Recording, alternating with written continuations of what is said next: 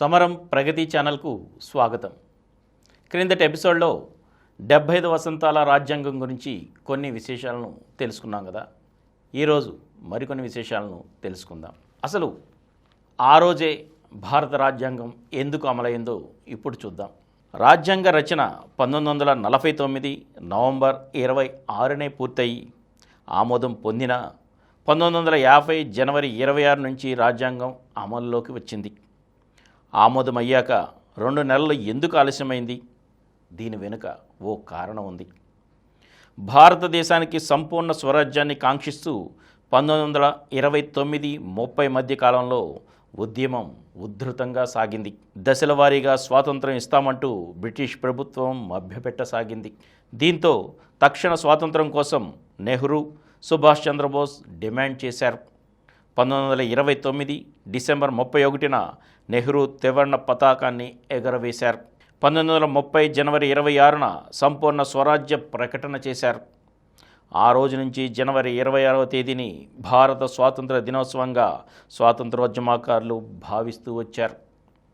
స్వాతంత్రం ప్రకటించాక 1947లో జనవరి 26 నాడే ఇవ్వాలని మన సమరయోధులు కోరినప్పటికీ నాటి గవర్నర్ జనరల్ మౌంట్ బ్యాటన్ మాత్రం ఆగస్టు 15వ తేదీ వైపు మొగ్గు చూపారు. దీంతో 1930 జనవరి 26 నాటి సంపూర్ణ స్వరాజ్య ఆశయానికి గుర్తుగా అదే తేదీని 1950లో రాజ్యాంగాన్ని అమల్లోకి తెచ్చారు. రాజ్యాంగానికి ఆమోదం లభించిన రోజంటే నవంబర్ 26న ఏటా రాజ్యాంగ దినోత్సవాన్ని జరుపుతున్నాం. అదే రోజున జాతీయ న్యాయ దినోత్సవం కూడా. అయితే ఈ రాజ్యాంగ దినోత్సవం మొదటి నుంచి లేదు. 2015 నుంచి ఏటా నవంబర్ 26న నిర్వహిస్తున్నాం.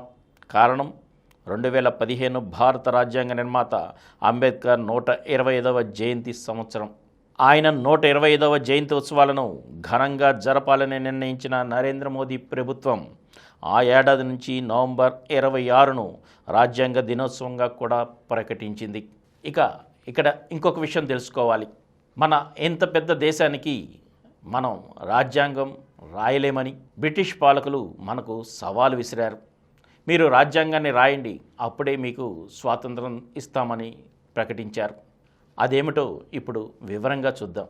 మీరు అనాగరికులు, మీకు పాలన చేత కాదంటూ భారతీయుల్ని అవమానిస్తూ వచ్చిన ఆంగ్లేయులు ఒక దశలో స్వాతంత్రం కావాలంటే మీ ప్రజలందరికీ ఆమోదయోగ్యమైన రాజ్యాంగం రాసుకుని రండంటూ సవాల్ విసిరారు. ఫలితంగా స్వాతంత్రానికి ముందు 2 రాజ్యాంగాలు రాశారు మనవాళ్ళు. వాటి రచనకు జరిగిన ప్రయత్నాలని చూస్తే మాకు స్వయం పాలనాధికారం అప్పగిస్తే స్వయం ప్రతిపత్తి గల భారత రాజ్యాంగం ఎలా ఉంటుందని నిర్దిష్టంగా చెప్పే ప్రయత్నం 1925లో జరిగింది. హోమ్ రూల్ ఉద్యమకర్త అనీ బెసెంట్ సారథ్యంలో తేజ్ బహదూర్ సప్రు, విఎస్ శ్రీనివాస శాస్త్రి ఆధ్వర్యంలో దీన్ని తయారు చేశారు.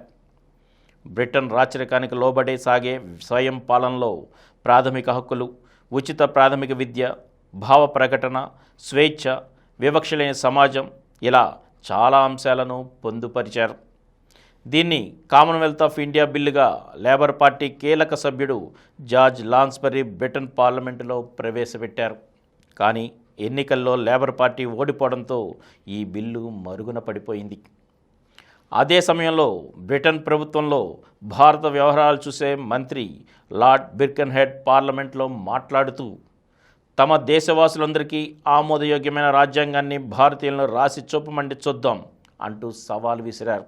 తాము పెట్టిన మత విభజన ఉచ్చులో పడ్డ భారత్లో అందరికీ ఆమోదయోగ్యమైన రాజ్యాంగం రాసుకోవడం అసాధ్యమనేది బ్రిటిష్ వారి ప్రగాఢ విశ్వాసం. కానీ భారత జాతీయోద్యమ నేతలు బిర్కెన్హెడ్ సవాలును స్వీకరించారు. భారత రాజ్యాంగ రచనకు అన్ని పార్టీలతో కమిటీని ఏర్పాటు చేశారు. మోతీలాల్ నెహ్రూ చైర్మన్గా, ఆయన కుమారుడు జవహర్లాల్ నెహ్రూ కార్యదర్శిగా ఏర్పాటైన ఈ కమిటీలో అలీ ఇమాం, తేజ్ బహదూర్ సప్రు, సుభాష్ చంద్రబోస్, ఎంఆర్ జైకర్, అనీ బెసెంట్ సభ్యులు. 1929 ఆగస్టులో ఈ కమిటీ రాజ్యాంగ ముసాయిదాను అన్ని పార్టీల సదస్సుకు సమర్పించింది. స్వయం ప్రతిపత్తితో కూడిన పార్లమెంటరీ తరహా పాలనను ప్రతిపాదించింది. దీన్నే నెహ్రూ నివేదికని కూడా అంటారు.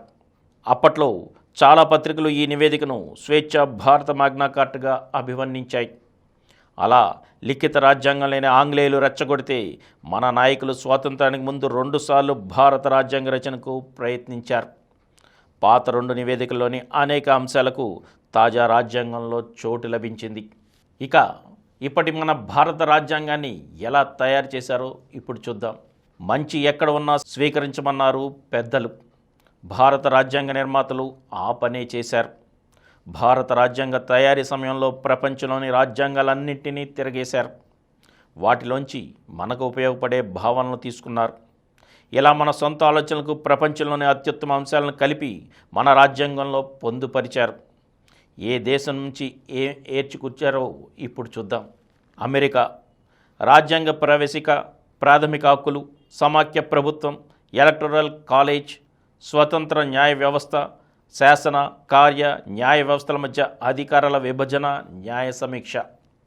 ఇక బ్రిటన్ నుండి పార్లమెంటరీ తరహా ప్రభుత్వం, మంత్రిమండలి వ్యవస్థ, చట్టబద్ధ పాలన, సమానత్వపు హక్కు, ఏక పౌరసత్వం, సుప్రీంకోర్టు, హైకోర్టులకు రిట్స్ జారీ చేసే అధికారం, ద్విసభల విధానం, స్పీకర్ వ్యవస్థ, చట్టాల రూపకల్పన ప్రక్రియ.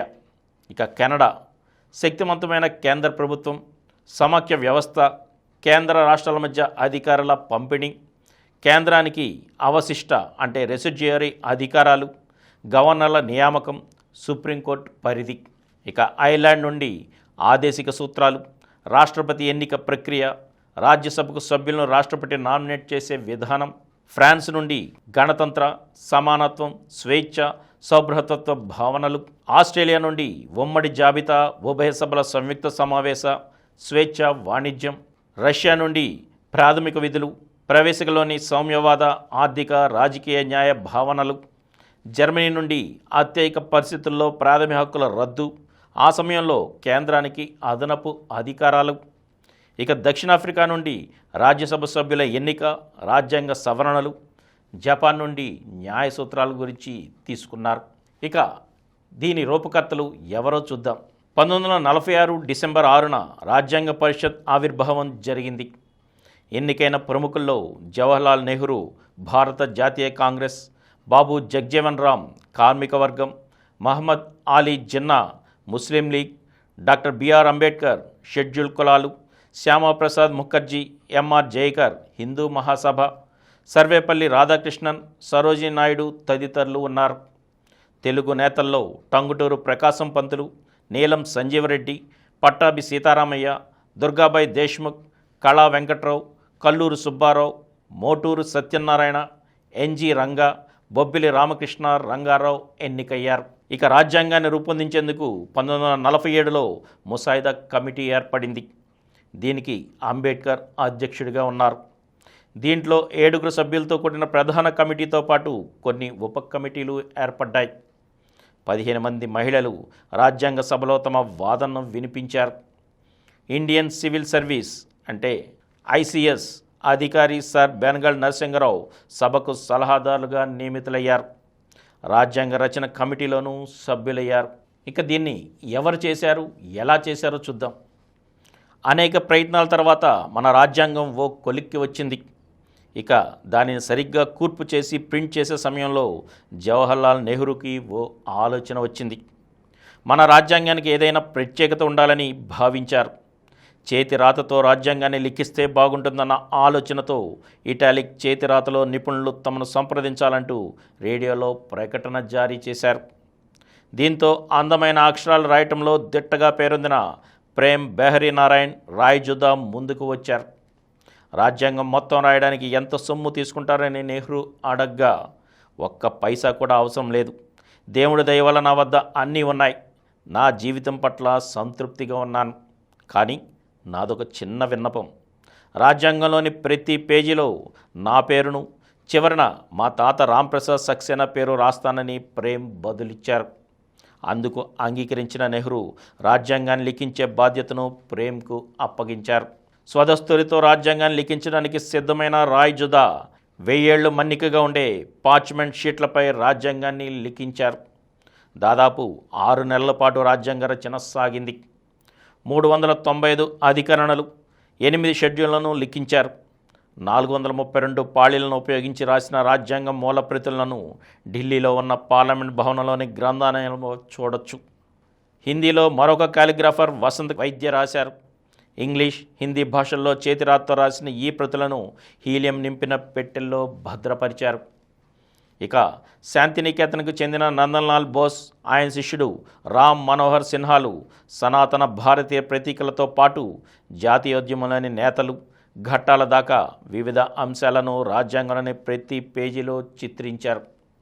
వేదాలు, రామాయణ ఘట్టాలు, మొహంజదారో, బుద్ధుడు, మహావీరుడు, గుప్తుల పాలనలోని స్వర్ణయుగాలతో మొదలెట్టి మధ్యయుగం నాటి మహాబలిపురంలోని నటరాజ శిల్పం, మొఘల్ చక్రవర్తి అక్బర్, మరాఠా చక్రవర్తి ఛత్రపతి శివాజీ, మైసూర్ మహారాజు టిప్పు సుల్తాన్, వీరవనిత ఝాన్సీ లక్ష్మీబాయి, గాంధీ దండియాత్ర, త్రివర్ణ పతాకానికి సుభాష్ చంద్రబోస్ సెల్యూట్ చేస్తున్న బొమ్మలను గీశారు. రాజ్యాంగంలోని 22 భాగాల్లో 22 చిత్రాలను పొందుపరిచారు. వచ్చే ఎపిసోడ్లో మరికొన్ని విశేషాలను తెలుసుకుందాం. అప్పటి వరకు సెలవు.